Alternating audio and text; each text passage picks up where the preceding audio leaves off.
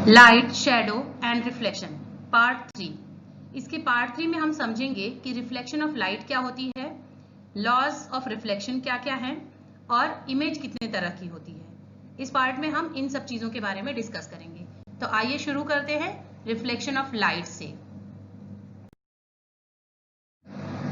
Reflection of light, bouncing back of light after striking the surface in the same medium is known as reflection of light। इसका मतलब ये है कि जब कभी भी कोई लाइट रे एक सतह से टकरा करके उसी मीडियम में उसी सेम मीडियम में वापस लौट जाती है तो इस चीज को, इस प्रोसेस को बोलते हैं रिफ्लेक्शन ऑफ लाइट। एक रे ऑफ लाइट आई, एक सतह से टकराई और वापस किसी मीडियम में वापस लौट गई, तो इस चीज को बोलते हैं रिफ्लेक्शन ऑफ लाइट।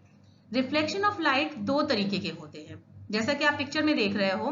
एक होता है रेगुलर रिफ्लेक्शन और एक होता है डिफ्यूज रिफ्लेक्शन। इसको हम इररेगुलर रिफ्लेक्शन के नाम से भी जानते हैं। तो रेगुलर रिफ्लेक्शन वो रिफ्लेक्शन होता है जब कोई लाइट रे एक सतह पर टकराती है और एक निश्चित दिशा में एक एंगल बनाते हुए, निश्चित एंगल बनाते हुए सभी रेज ऑफ लाइट उस एंगल में, सेम एंगल पर रिफ्लेक्ट हो रही होती है, तो वो रेगुलर रिफ्लेक्शन होता है, जैसा कि आप पिक्चर 1 में देख रहे हो, रेगुलर रिफ्लेक्शन की पिक्चर में देख रहे हो। और दूसरा है डिफ्यूज रिफ्लेक्शन। डिफ्यूज रिफ्लेक्शन में जैसे आप देख रहे हो कि वो सतह तो प्लेन नहीं है, वो कुछ उभरी हुई सी, उबड़ खाबड़ सी सतह है, और इस तरह की सतह पर जब कोई इंसिडेंट रे आती है तो इस तरह की सतह से टकराने के बाद वो इधर उधर स्कैटर हो जाती है, एक निश्चित दिशा में नहीं जा पाती है। तो इस तरह के रिफ्लेक्शन को बोलते हैं डिफ्यूज रिफ्लेक्शन। अभी हमने समझा कि रिफ्लेक्शन ऑफ लाइट क्या होती है, लेकिन रिफ्लेक्शन ऑफ लाइट के लिए कुछ रूल्स भी होते हैं। ये एक रूल को फॉलो करते हुए ही एक सतह से रिफ्लेक्ट करती हैं। तो इन रूल्स को बोलते हैं लॉज ऑफ रिफ्लेक्शन, जिनके बारे में अभी हम जानने वाले हैं।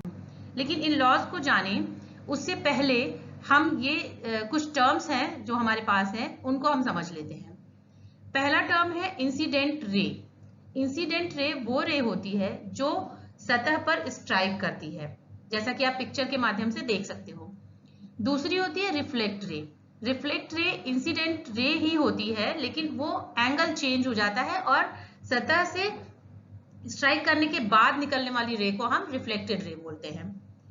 और एक और चीज होती है, जो इंसिडेंट रे जिस पॉइंट पर किसी सतह को स्ट्राइक करती है और उसी पॉइंट से रिफ्लेक्ट करती है, वो पॉइंट कहलाता है पॉइंट ऑफ इंसिडेंस। और इस पॉइंट पर एक परपेंडिकुलर लाइन अगर हम खींचते हैं या अज्यूम करते हैं तो उसको बोलते हैं नॉर्मल। अब नॉर्मल और इंसिडेंट रे के बीच का जो एंगल है आई, जिसको कि हम आई से रिप्रेजेंट कर रहे हैं, उसको एंगल ऑफ इंसिडेंस बोलते हैं। और नॉर्मल और रिफ्लेक्टेड रे के बीच का जो एंगल है वो आर से रिप्रेजेंट किया जाता है, स्मॉल आर से। इसको बोलते हैं एंगल ऑफ रिफ्लेक्शन। और ये जो है, ये सारे टर्म्स थे जिनको कि हमें जानना जरूरी था इससे पहले कि हम लॉज ऑफ रिफ्लेक्शन समझें।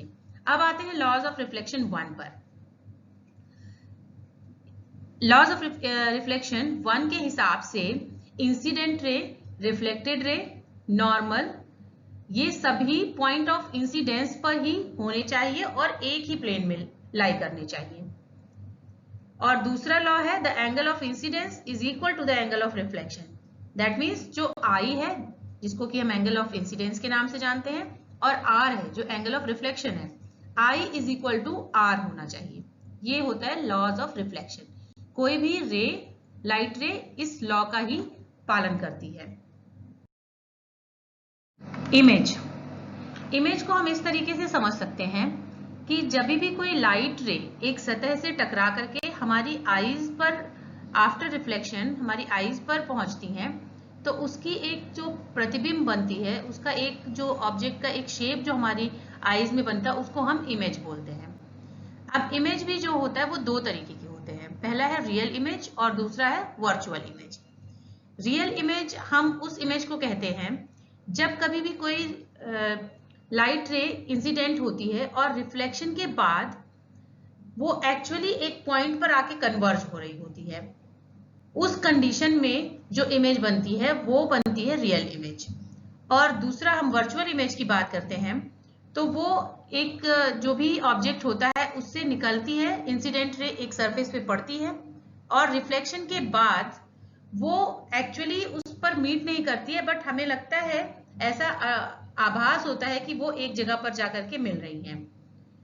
तो इस तरह से जो इमेज हमें मिलती है वो होती है वर्चुअल इमेज। अगर आप पॉइंट में अगर आप ध्यान देंगे पहले पिक्चर को तो आप और अच्छी तरह से समझ पाएंगे। एक रे डायग्राम है रियल इमेज और वर्चुअल इमेज का।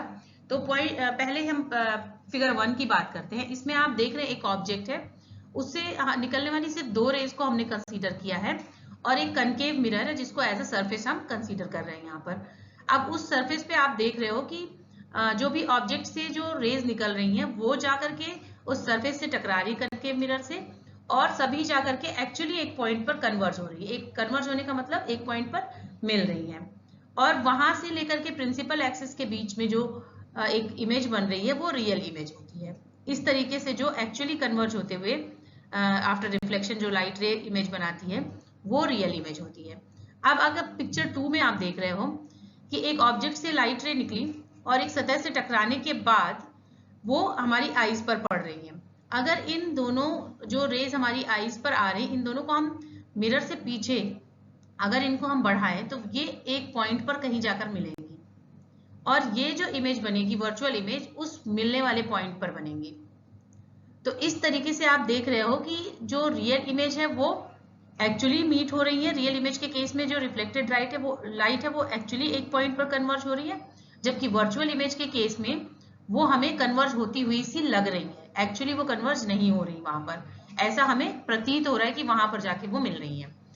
और दूसरी चीज है रियल इमेज को हम एक स्क्रीन पर देख सकते हैं और वर्चुअल इमेज को हम स्क्रीन पर नहीं ले सकते हैं। तीसरी चीज है ये जो रियल इमेज होती है वो हमेशा इन फ्रंट ऑफ मिरर बनती है, मतलब जो भी सतह हमने लिया है उसके सामने में बनेगी, जैसे कि आप पिक्चर में देख सकते हो। और अगर आप वर्चुअल इमेज की बात करते हैं तो ये हमेशा जो भी सरफेस हम लेंगे उसके पीछे बनेगी। तो इसको और अच्छी तरह से हम समझ सकते हैं, जो इमेज हम सिनेमा हॉल्स में देखते हैं वहां पर क्या होता है, एक प्रोजेक्टर होता है, प्रोजेक्टर से उस इमेज को एक स्क्रीन पर जो कि सिनेमा हॉल की जो पर्दे आप कहते हो उन पर मिलती है, तो वो होती है रियल इमेज। और वर्चुअल इमेज के बारे में अगर हम बात करें तो अगर आप एक प्लेन मिरर में अपनी आप शक्ल देखते हो, जब आप शीशे के सामने खड़े होते हो तो आपकी एक इमेज जो दिखाई देती है वो वर्चुअल इमेज होती है। और हमारी आईज में जो इमेज बनती है वो रियल इमेज होती है और इसी तरह से कोई भी कैमरे पे जो इमेज बनती है वो रियल इमेज होती है। तो ये था रियल इमेज और वर्चुअल इमेज में डिफरेंस, और साथ में उसके रे डायग्राम से आप अच्छी तरह से समझ सकते हैं कि क्या चीज रियल होती है इमेज और क्या वर्चुअल इमेज है। Thank you for watching.